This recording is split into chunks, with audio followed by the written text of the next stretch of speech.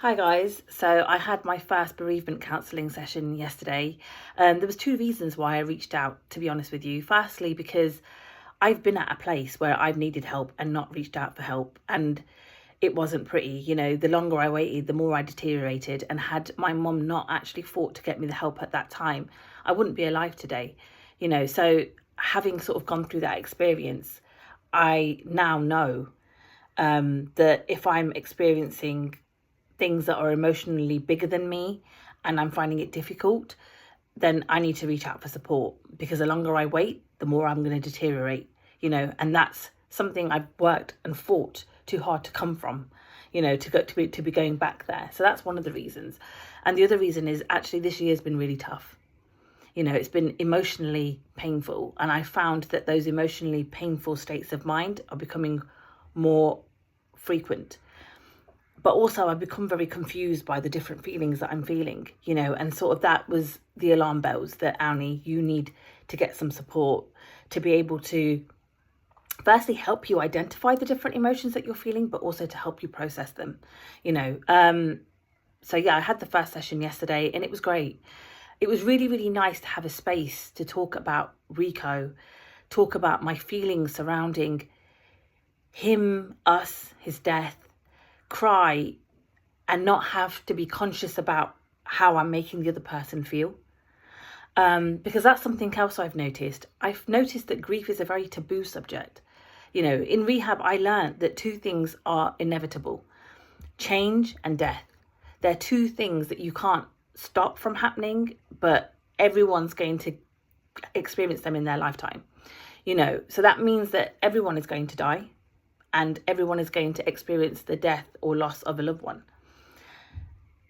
Yet we as a society are so,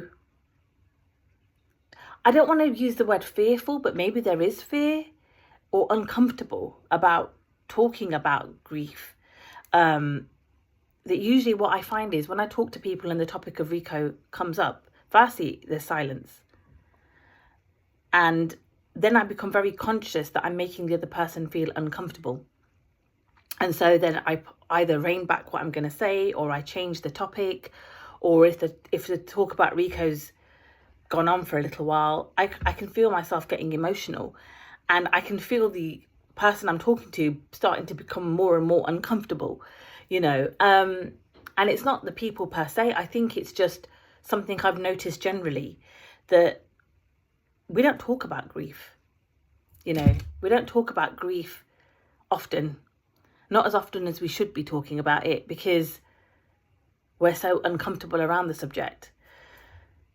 So having that space where I could openly speak and just focus on me rather than focusing on how the other person's feeling in response to what I'm saying was really, really nice. But also, he was able to take what I was saying and kind of break it down into chunks and feed what I was saying back to me in a way that I was able to not only acknowledge the different emotions from like this mess of emotions that I'm feeling, but also be able to process them, or at least take them away to process them. He picked up that I was a very spiritual person. I wasn't always a spiritual person. I became very, very spiritual in rehab. A lot of things happened in rehab. Rehab literally changed my life. But also the fact that I do keep this mental and emotional relationship going with Rico.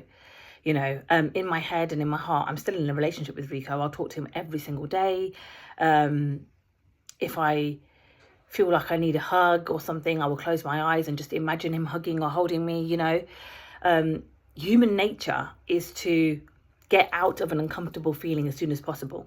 When we're sitting with something that's very uncomfortable, human nature is to try to escape that feeling, and usually that's acting on impulse, and I've done that in the past. So I know that although these feelings of loneliness and these painful emotions are really uncomfortable, I mustn't also act on impulse to try to avoid or fill or escape these feelings, because that's only going to end in me taking actions that I'm probably going to regret, and that's, again, off the back of my experiences. So I just sit with these emotions, and I think I've kind of formed this mental and emotional relationship with Rico to help me cope with these very uncomfortable feelings. Another question he asked me a question about that, and he was like, do you think it's healthy? And it's not something I've really thought about. I kind of feel like in the long run, possibly, it may not be healthy to be in this emotional and mental relationship with Rico, because I am alive and in the human form, and he is, past in the spirit world, and we're in just two different dimensions. But I think in the short term, it's helping me to navigate something that is probably the hardest thing I've ever had to navigate. I've been through a lot of things in my life, but this is by far the hardest thing I've ever had to navigate. Watching Rico die was the hardest thing I've ever had to do, which I've said before, because there's nothing I could do to fix it or make it better, and it's really difficult to accept something like that. But yeah, I'm really glad I reached out for help, and I'm looking forward to the next session, to be honest with you.